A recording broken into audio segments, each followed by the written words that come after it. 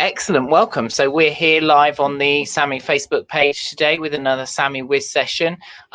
These are becoming very, very popular, and we've got a waiting list of speakers, which is exciting times for us. Today we've got Mark, which I'll get to introduce yourselves in a moment, Mark, to the audience.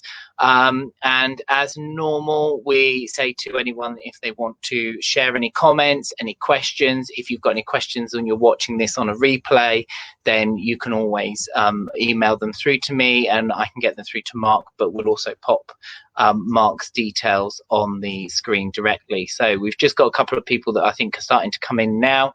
So we'll just wait for them to come on board and we'll get started. So it's good to be here. Just while I'm thinking about it as well, let's just pop up the email address for myself. So if anyone's got anything they want to share, ricky@samee.co.uk. If you want to put yourself forward or ask any questions afterwards, then I can filter them through. And we've got some people coming in already. Michael has said hello, Mark. So I can see a couple of people coming on and joining live. So Mark, I'm going to hand over to you and say, first of all, thank you for joining us and doing this for us today and having a Samee Whiz session. And would you like to say hi to the audience and just introduce yourself, tell them a little bit about who you are and what you do? Yeah, sure. Thanks for asking me along. So my name is Mark Gracey. I support businesses with their GDPR compliance, that's data protection and privacy. I do that through support helplines. I act as a data protection officer for bigger organisations who want somebody to take responsibility for their data protection for them. And I've been doing GDPR for the last 4 years, but I was a data protection manager back in the late 90s, early 2000s when the original Data Protection Act 1998 came into force. So I've got quite a big background in regulatory compliance, of which data protection has played quite a significant part. Wonderful, thank you. And we've got a couple of people coming in. So we've got Liz who said hi. Liz was with us last week. And we've got Jackie, she's one of our trustees, saying hello to both of us. So it's good to see. So yeah, so we've got some people on board, which is great. And thank you for that introduction, Mark. So we're going to have a little bit of a chat and ask some questions. If the audience also have any questions, then they can put it in the comments. We can flash up some questions about today's topics. And we can answer those questions hopefully. But I think we've got Mark and Mark online as well. So part of the Samee team, we've got Mark on board as well. So he's also one of our trustees. So we've got the two Marks on, which is good. Excellent. Okay, so I think let's jump in. And one of the things I always like to ask people, because I think when people watching this generally are looking at starting up their own businesses or becoming self-employed, and as we all know, when you do that, it becomes a very kind of unsure time, and it's a risk, it's different. So I think the question that I want to put to you first is, when starting your businesses or your business, what challenge did you have and what barriers did you have, if you had any, and how did you overcome these? Sure. So I guess the biggest challenge was I'd never run my own business before. I'd been, in management positions and things like that in other businesses and in large corporates. But that was probably the biggest worry: is it going to work? Am I going to make enough money to be able to pay the mortgage, look after the family, and all the bills and all that kind of thing? Yeah. And I guess the other challenge was the fact that actually, whilst living down in Dorset and having done so for about 20 years, I'd actually worked for organisations across the country, and I didn't have a particular working presence in Dorset. So I was going to networking events to introduce myself, because I had to build up this, this awareness of the fact that I was around and I was doing stuff for myself for the first time. So yeah, it's I suppose it's a bit scary in terms of trying to work out what you should and shouldn't be doing, and you suddenly become moving from an employed position where people are telling you what you need to get on with, or within a certain confines of what it is that you've got to get done, and then all of a sudden you're a business owner that's responsible for sales, marketing, finance, accounts, dealing with customers, and you've got to do the work as well that you're getting people to pay you for. So so probably quite a lot of sort of I'm sure similar stories of people setting up their own business and having to start from scratch and wondering what you need to get on top of and prioritizing and things. Yeah, and I think it is quite it is interesting when people suddenly have that realization that, oh, actually there's so much more than just doing the work that I'm asked to do. All of a sudden you realize that you take on all these roles as one person, and at the start don't necessarily get paid the equivalent for all of those, do you? No, and when you're able to, outsourcing can help a lot with that. But otherwise, you've got to be the whole of the business wrapped into one and do the bit that you've actually decided to be the key part of your business. And that's the bit why you're doing the business, and that's why you want to focus on that. But at the same time, you've got to get everything else right. And there's always anxiety about, are customers going to come in? Are you going to have enough work this month? Are you doing enough to promote your business? And where is the delay between when you do the work to when the payment comes in? When you do the work and you've got so much on, you've not done enough.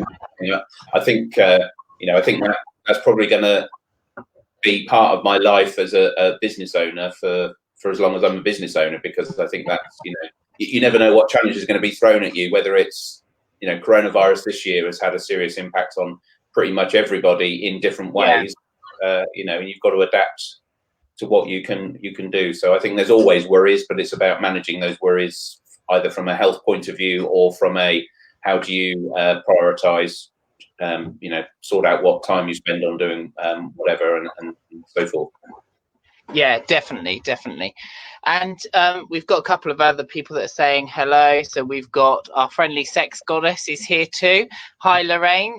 She does actually, for those that are watching that are wondering why she introducing herself as a sex goddess, she runs a Sex with a Disability, Sex with a Difference, which is a disability-based charity.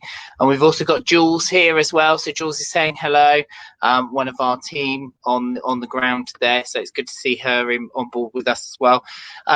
So I think moving on then, what in the early days, was there anything that impacted your customers, any challenges you found with them, and how did you kind of deal with that side of things?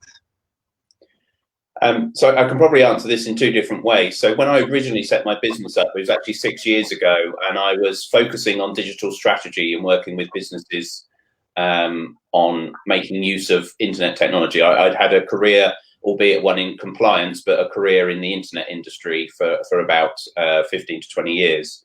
And so I wanted to work locally with businesses who wanted to get the best out of that. And actually, that's quite a competitive market. Bournemouth University kicks out a load of students every year that have done degrees and things like that. So there's challenges around pricing. There's plenty of customers to go around, but it's finding those customers, and I saw that as a big challenge. When GDPR was first published in 2016, I then saw that actually there's an opportunity there to take what I'd actually learned from a career point of view, with a big background of experience, to turn that digital strategy conversation around to actually, it doesn't matter whether you've got a decent website or you're brilliant on social media, you're still going to have to worry about what you do with personal data. And so it was a natural progression to kind of pivot my business, I suppose, more towards the GDPR, and that's my main focus right now. But in the early days of the GDPR, of course, some businesses were early adopters, but as a species, we're quite prone to leave things to the last minute. So, there was mad rushing in the sort of mid to end 2017 into 2018 in the lead up to the May 2018 implementation deadline. But actually, the work I had done in the sort of previous 2 years of my business very much put me in a great position, because lots of people by then had known me, because I'd done lots of networking and I'd engaged with lots of different people. So they knew me from a sort of a trust point of view. And then I was just able to demonstrate through doing talks or working with them that I knew GDPR, and I could take all my actual years of working in a compliance role forward and implement GDPR for them. So it sort of Yeah, I suppose that the biggest challenge is always finding the customer or finding the next customer. But actually, it was a bit easier with the GDPR because I became well known locally as the GDPR guy, and that was based on what I'd done in the previous couple of years, or when I first set up my business. Excellent, excellent. So it kind of helped. But I think you picked up on an important thing there, is the trust. And I always say, you know, trust is built from relationships. And I think sometimes we focus so hard on our products and services that actually the first thing I always think that you've got to focus on is the relationship side of things, and building that relationship with someone, because that builds the trust. And then when people trust, they kind of buy from you. So yeah, no, that I think that's a really good valid point about that. In terms of looking after customer details, and I think this will kind of help, because people that start new businesses, they always wonder, well, what do I need to do? How do I need to look after? So in terms of looking after customer details and protecting them, it's a bit of a minefield, and it's a bit of a daunting for people to kind of work for themselves. Can you kind of simplify this a little bit for people and give them some simple steps they can take, which initially kind of make them a bit more compliant, and how they need to look after it in a very simple, cost-effective way? Yeah, right. Okay, so GDPR is daunting because it is actually quite a complex piece of legislation. Yeah. The other problem is, it doesn't matter how big or small you are, if you're processing personal data, which is any information that enables you to identify an individual or anything associated with that individual, then data protection law applies. So that doesn't matter whether you're a sole trader with 2 customers, or a multi-billion global corporation with millions of employees and customers. Where there is a balance is the risk. If you've got millions of customers, the risk of something going wrong, some of the data protection implications having more of an impact will be stronger than if you've only got 1 or 2 people. So if you've got 1 or 2 customers, they may be less likely to complain about you if they don't feel you're looking after their data, than it would if you have a percentage of 1 million people who might complain about you. But so there is an element of risk management, and you can look at this and say, well, actually the risk is low, so I only need to do the basics. I would say the starting point is try and understand what it is that you're so there's certain things you need to do, and probably the easiest thing is to first of all try and understand the basics of what GDPR means. I mean, there are free resources online. I often run free webinars, for example, that cover the basics. That's probably the best starting point, because that will hopefully set some of the pointers in your own mind of, actually I need to think about that. But when I'm talking to sort of startups or smaller businesses, it's difficult to sort of keep it under.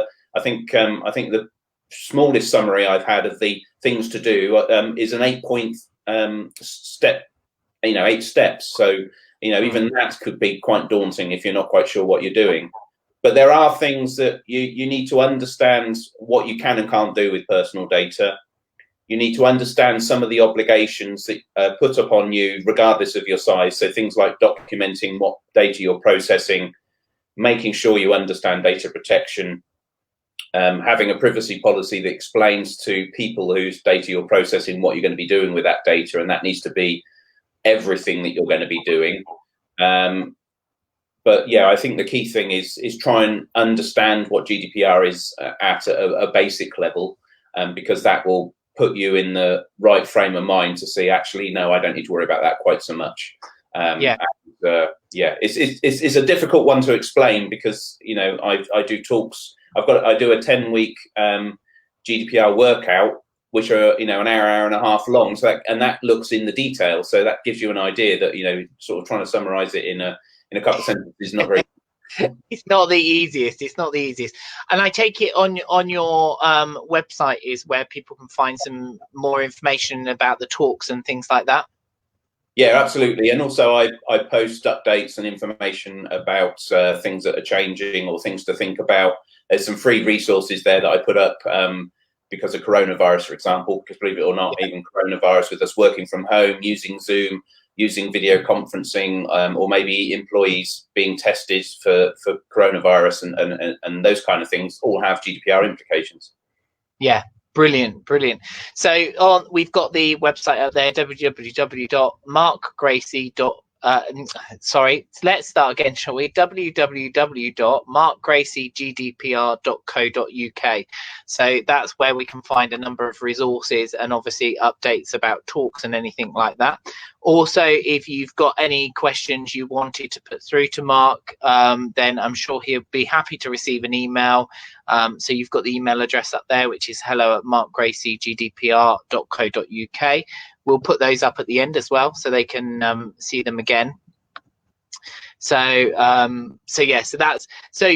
I think, yeah, I mean, I remember when sort of GDPR was first coming in, and even kind of looking at it in the brief thing that I looked at was like, this is definitely something that you can't dissect in about 5 minutes. There's so much information there.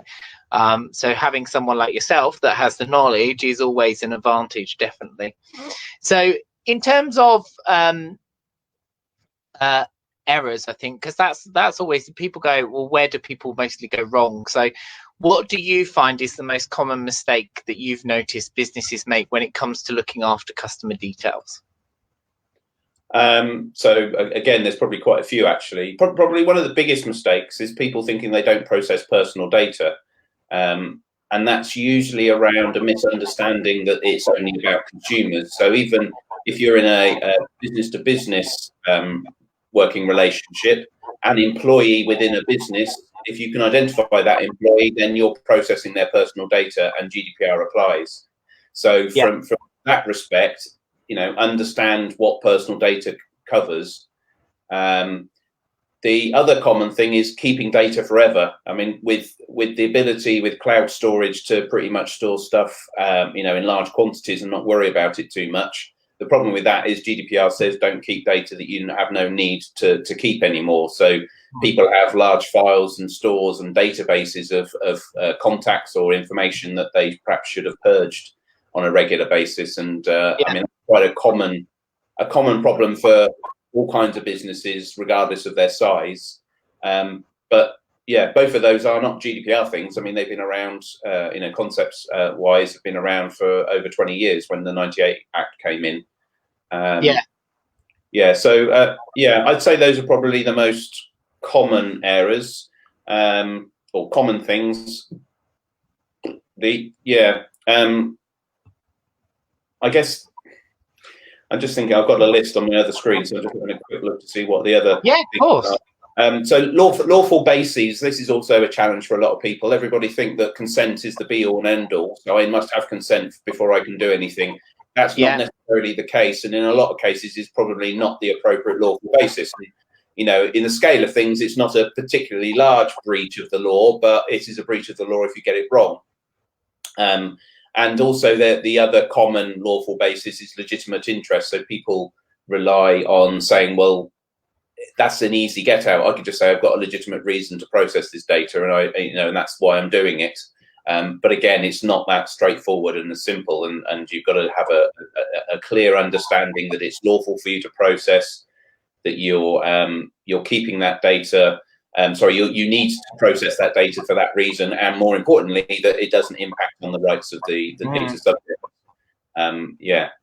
And then probably the other one, just to mention quickly, is marketing compliance. There's a big misunderstanding that GDPR should stop any marketing now. And that's not the case necessarily, because alongside GDPR are some privacy regulations, and those privacy regulations say when you can and can't send email marketing, for example. There's very often a case of people misunderstanding that, and when we suffer from that consent fatigue, as I call it, which was in the run up to the 25th of May deadline in 2018, we were bombarded by people sending us emails saying, I need your consent. There were a lot of businesses that shrunk their email marketing list unnecessarily because they thought that they had to re-ask for consent. And to be honest, I think it's a common misconception that a lot of people, because until you said that, that was my understanding, that actually, we had all these emails come through, and all of a sudden when GDPR come in, you had to have permission to have people on their marketing automatically, and you had to check that everyone still wanted to be there, and there was all these new constraints. So to know that actually, you know, yes, there are rules in place around this, and yes, you do have to do certain things, but it doesn't mean necessarily that you've got to be asking every time and, you know, putting them back on a new list and things like that. That's quite an interesting point around that. Yeah, probably the biggest misunderstanding is that you don't need consent to market to businesses. If they're sole traders, you do, because sole traders are treated like consumers. So for consumers and sole traders, you must have GDPR level consent. And GDPR really made what that consent needs to look like much more stricter. But if you're dealing with a business-to-business relationship, you don't need consent to market to them. So if you wanted to, you could find all the managing directors of businesses in a particular area and target them with your marketing. But the problem is this misunderstanding works both ways, because a lot of the time the recipients of these say, well, hang on a minute, have you not heard of GDPR? You should be doing this. I'm going to report it to the ICO and all that kind of thing. And I've had to work with businesses who do quite a lot of outreach marketing and or outbound marketing, and they've had to deal with the fact that people are coming back and complaining with them, and they're having to explain, well, actually, no, you're misunderstanding what the law says. You need to look at these bits of the legislation to see that what I'm doing is okay. So there are strict rules, but they're not quite as strict as a lot of people thought they were, I think. Which is good. So, and I think hopefully that'll encourage a few more people to kind of look and understand it a bit better. So I think with this, what would be your top 3 tips to anyone facing challenges who's considering starting their own business or going self-employed? If you think about where you've come from, what would you give as your top tips to say? Focus on somebody or some organization that you trust to be giving you sound advice. It is too easy, I think, to get bogged down with one person you telling you should be doing marketing this way, or you must be doing your business this way. Focusing down onto a group of people or a subset of persons. So find somebody, if you're worried about how you're going to do social media marketing, find a social media marketing expert, preferably in the UK, because sometimes it can be slightly different in how people interact in other countries, like the US, for example.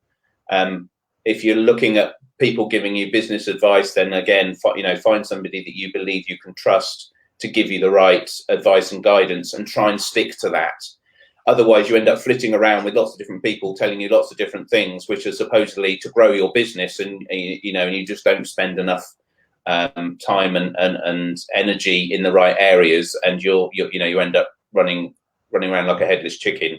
So that's probably one of the biggest things I've found is trying to pinpoint the people that you want to, I suppose, be part of your working community, and that works in all sorts of different ways. It could be, finding the accountant that works for you when you get your self-assessment done, or whatever, or how you're going to market. Otherwise, I think you'll just be bombarded by the amount of information that's there.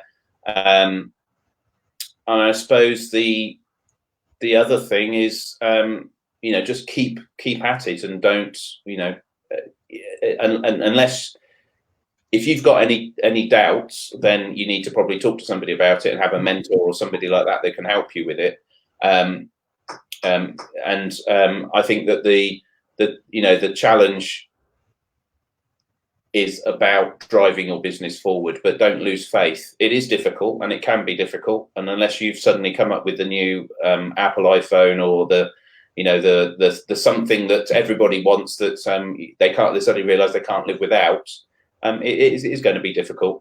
The other thing, don't forget to get yourself out there, build that trust, because as we were saying earlier, people, the old adage, people buy people, is probably very relevant. And these days, certainly in marketing areas, a lot of the marketing view is it's about you telling stories, and so that people can relate to you and what you're offering as a product and a service, not pushing hard sales messages. And so building that trust, and there's no better way of doing that than doing some networking, which even not in our currently lockdown scenario of doing it all online, works really well anyway. So there's some good network events around for that. And that kind of brings me on to, so we've had a couple of questions actually come into the team on email, really. So we've had one was actually about networking. Do you do any networking? Where would be the best place to go as a new business? So I think you could maybe answer that in two ways. Where would you feel at the moment would be the best place to go as a new business for networking in our current confinements online? And where would you say normally, as a new business, where would you suggest people go? Yeah, so so the area I live in Dorset, there's actually some good groups that are targeted mainly at new businesses. So if there are some new groups, then that's a good place to start. Sorry, if there are networking groups for new businesses, what I was trying to say, yeah, they're probably the best place to go. I think my networking has evolved over the last 6 years. I used to go to pretty much everything. Some of them were more valuable than others, and it's quite easy to get sort of sucked into it being fun and enjoyable, but not necessarily generating you any business. So I'm a bit more pickier now as to what I get involved in. So I tend to go to ones where I'm going to get something out of it. So they might have a speaker that's talking about something that I'm interested in. So that could be somebody that's going to talk about marketing. There's some great in Dorset. There's some great marketing related networking groups. You've always got the local chambers or the county chambers that you can rely on as well. They usually have meetups. Some of those have adapted to online networking as well. And there is a group that I particularly like, and I do. I joined them back in September actually, and they had already been offering online networking before we had to lock down, as well as face-to-face groups. So for them, it was really easy to migrate into that networking online thing. So I don't know if you want me to name particular names of groups, but yeah, if you want to put some names out there, feel free. Absolutely, that's more than welcome. Yeah. So the group I'd highly recommend, although you would need to obviously pay to be a member, which may be prohibitive depending on what your funding's like, for a new business, would be the Only. So it's ONLE. They're more sort of Hampshire, sort of Winchester area based, but they've got some. They're expanding. They've got a group up in Newcastle, for example, one in Brighton. Brilliant. And there's Bournemouth and Poole as well. They're really good. In the past, Bournemouth Chamber has been particularly helpful in networking. Dorset Chamber is pretty active. I would say try as many as you possibly can, as long as costs can you can afford the costs. There's a lot of free ones, and find ones that you find work for you. But you need to try them 2 or 3 times. You can't just go to one and think nobody talked to me. Again, it goes back to that trust thing. People need to build up a sort of an association with you or a trust with you, and so you need to go to these 2 or 3 times. Yeah, and I think it's I don't know about you, Mark, but I noticed certainly when I started going to networking meetings that actually it was a good way to also practice talking about the things I was doing and build confidence as well, because you do feel quite uncomfortable at the start when you kind of first go there and you're like, oh, no one's coming over, I've got to go and say hello to someone, how do I do this? So I don't know, did you find as well for you it was kind of, it helps with confidence and talking about and getting into that pattern of talking about things? Yeah, absolutely. Yeah, it enables you to business mentors and that talk about your elevator pitch, that 1 minute or 2 minute way of explaining what you do and enough information so that people can say, oh yes, I know what you do, and they can understand it. And that's a great way of doing that, because often these groups, you have that opportunity to stand up or speak to the people on a table and get that message across. So it's a great way of building your confidence and also, finessing your elevator pitch or your 2 minute sales pitch, I suppose, about what you do. The problem I have is I keep changing mine. So I'm sure how I introduce myself is very similar to what I say, but I don't have a cast iron sort of 2 minute pitch of what I do.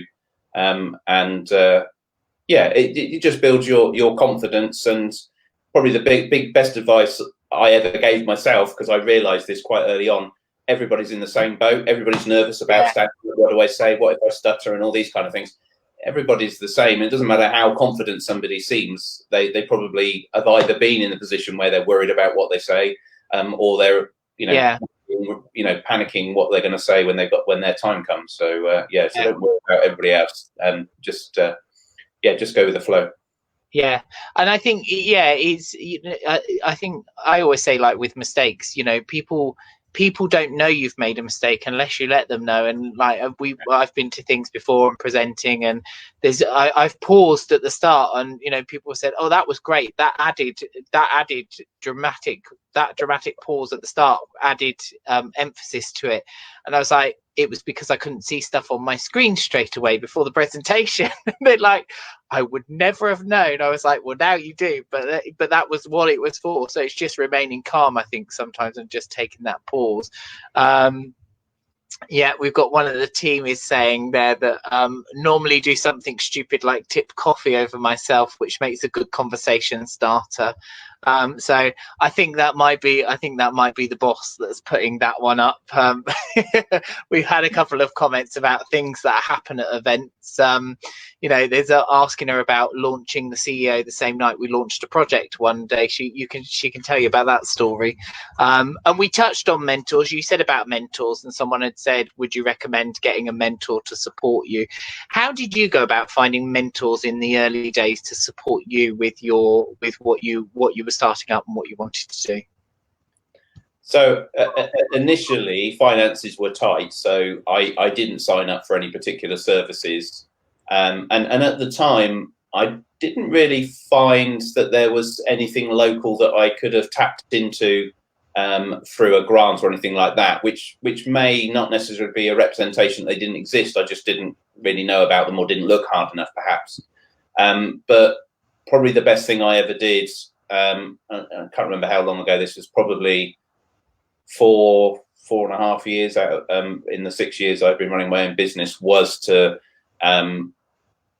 take on a mentor. And for me, it was about, again, going to that trust point, going with somebody that you felt that you could trust and you could relate to. And so I got involved in a mentoring program, and I've been involved in that since, and it works really well. Not least of all to hear others that are struggling with the same kind of thing, so you don't feel as though it's only you that's got the troubles. But also, I work on my own, so whilst I can, bore my wife about what I'm doing with work, she does take an interest in what I'm doing. It's nice to talk to other people, outside your space or your workspace. So. In some ways it's not really networking, but you're, again, depending on how you do it, if you have one-to-ones, then obviously it's slightly different, but you're still relating your challenges with an individual. Otherwise, there are group ones as well. But yeah, I think if anything, I wish I'd done it from the start. If you can get a mentor, get a mentor that you're happy to work with, and stick to what they're saying rather than thinking you need to try all sorts of different things. And trust them. Yeah. One of the team is coming in with, let's not go there. I think that's to do with the earlier comments about things that go wrong. Or launching things at launch events. One thing that has been brought up, Lorraine has kind of said, just wondering about using platforms like Eventbrite to organise events. They've got small print about how they use their data. So she's a bit confused if this overrides her commitment not to share delegates' details to a third party. How do you kind of get around that? Okay, so this is a reasonably complex area, and it's just recently got even more complicated.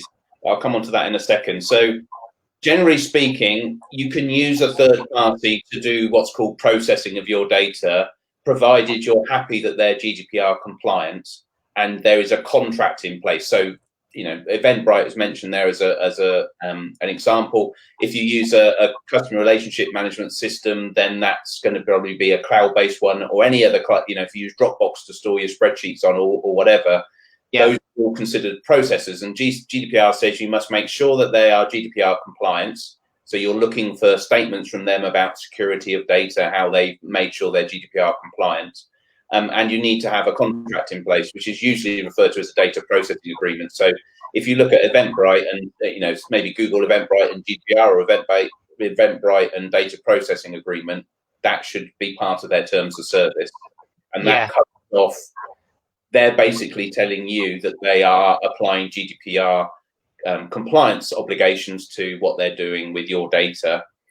And they are bound, even though they're a US organization, they are bound by the GDPR. And where it's got really interesting, although I appreciate that might only be me that thinks it is that last week a European court basically made it, so there's an agreement between the EU and the US called Privacy Shield, which says that if a US business signs up to Privacy Shield, they will apply European standards of data protection to European citizens' data.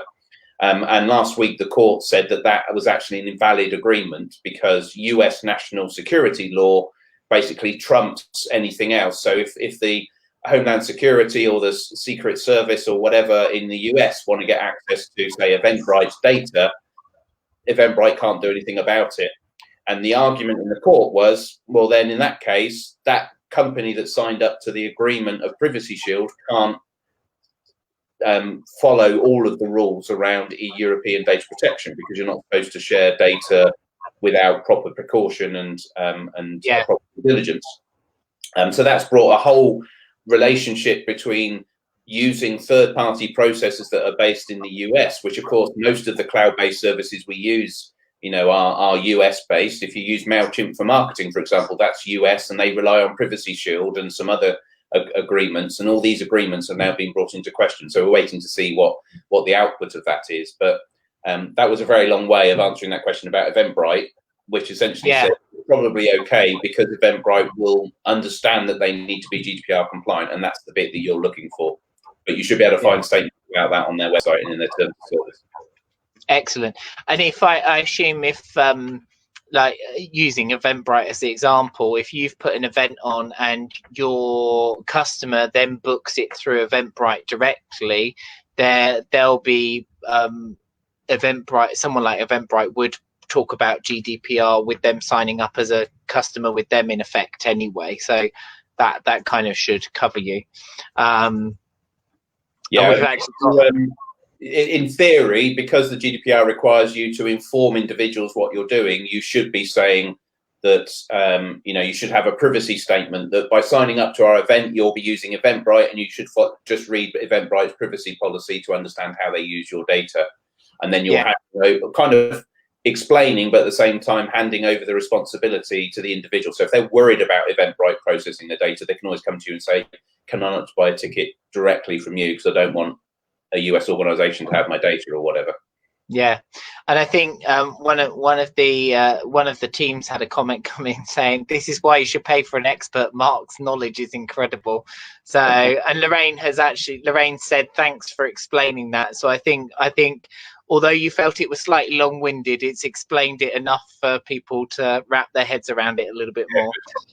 So one question we've had come in by email to the team is, do we need to have privacy policies on websites and emails? And is that something that you help with? Okay, so I'll answer the second part of that question first, because that's easy. Yes, that is something I can help with. So the right to be informed in GDPR requires you to explain and be open and transparent about how you're processing data. So that's why we have privacy policies. And these privacy policies have to set out for all of the different individuals you interact with, whether that's visitors to your website, people filling out a form on your website, sending you an email, ringing you up, being a customer, being a supplier, being an employee if you have employees. There needs to be a privacy policy, either section or a separate policy document that addresses all of that information. And the GDPR sets out very specific controls, specific terms that have to be included. But the key thing is you have a privacy policy or a suite of policies that you signpost or pass out to individuals depending on who they are. So so you do need to have a privacy policy. And the thing not to fall into the trap of is thinking that you put a privacy policy on your website that only relates to how you process personal data through the website. You do need that covered, but you also need to make sure you understand who your different individual data subjects are, and you address each one of those. And probably the easiest way of working out what I really mean by that is have a look at the Information Commissioner's Office's website. So they're the regulator, ico.org.uk. Have a look at their privacy policy, and you'll see just how granular they've gone with regards to meeting the obligation. But I mean, it doesn't have to be a privacy policy. You can say, by filling in this form, we will be doing this with our data, and explain it in a separate statement. But you should have a privacy policy, and you should signpost to it as much as you possibly can. Excellent, excellent. Got a couple more coming in as well. So we've just got another email that says, do we need to register with the ICO? I am a self-employed dog walker. If you're processing personal data, then typically speaking, yes, you need to pay what's called the data protection fee. So in the pre-GDPR days, you used to have to register as a data processor or a data controller and explain how you did that processing, and that money was used to fund the regulator, the ICO. Under GDPR, there is no such requirement, but the UK government introduced a data protection fee to help fund the ICO. So you don't have to declare what you're doing, but you do need to register. There are some exemptions. If you go to the ICO's website and look on the top right-hand corner, there is a data protection fee link, and you can follow that, and that gives information about what is involved in the data protection fee. And it includes a sort of a walkthrough template you can follow, questions, and it will tell you at the end whether they think you need to be registered. And for a small business, it's £40 a year, I think. If you've got a letter from the ICO saying, why aren't you registered, then that usually means that they have spotted that you're a company and you're not registered, and they're thinking that you ought to probably register. So you need to follow the instructions in that. I certainly would recommend not ignoring it, because if they know about you, then there's a good chance. Yeah, that's the one.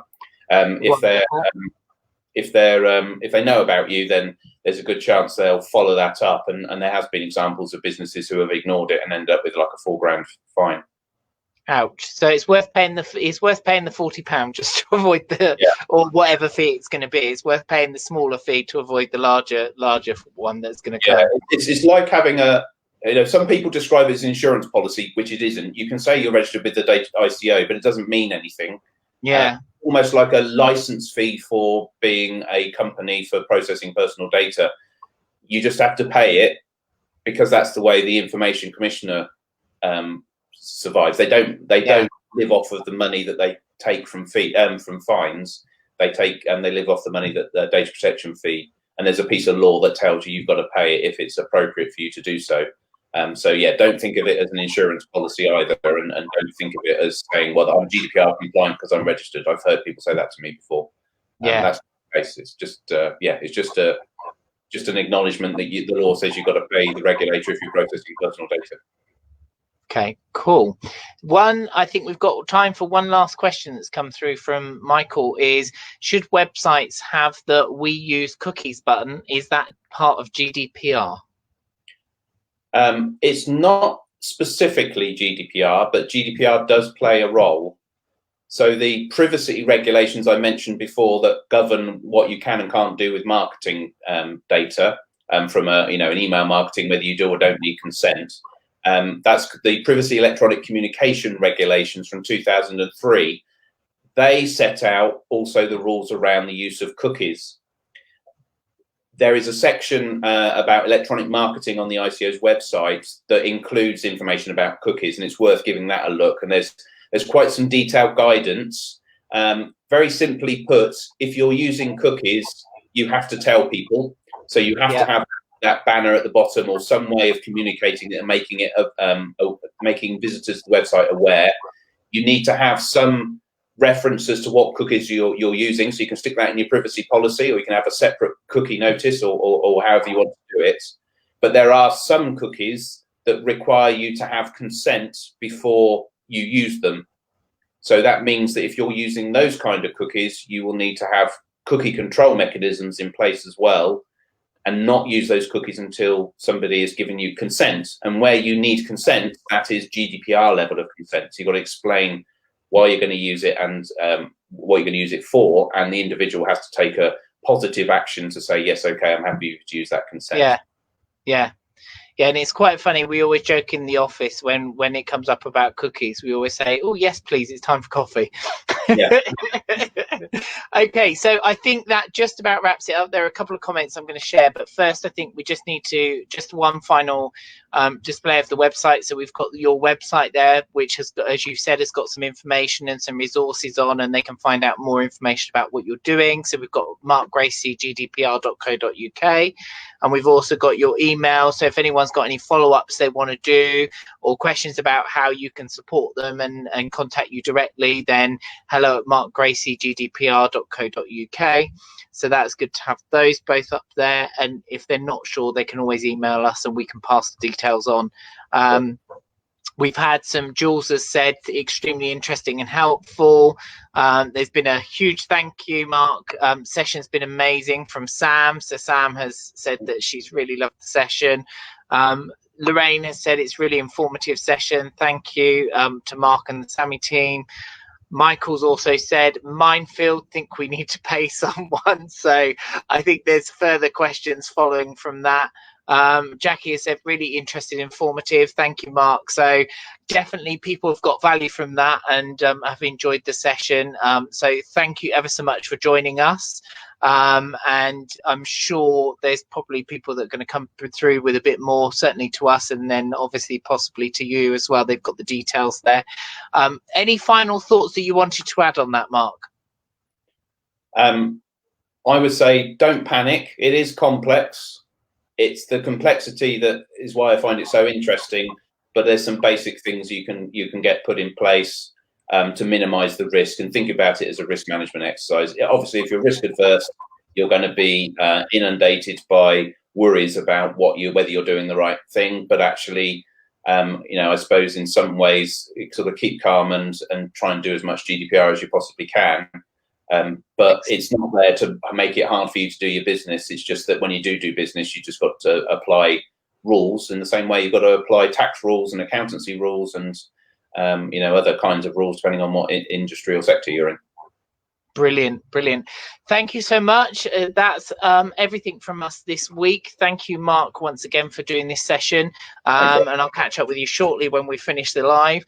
Next week, we've got coming about targeting customers and things like that. So that's going to be a really great session as well. So join us for next week's session. But for now, from both of us, it's a goodbye and thank you very much. Thanks.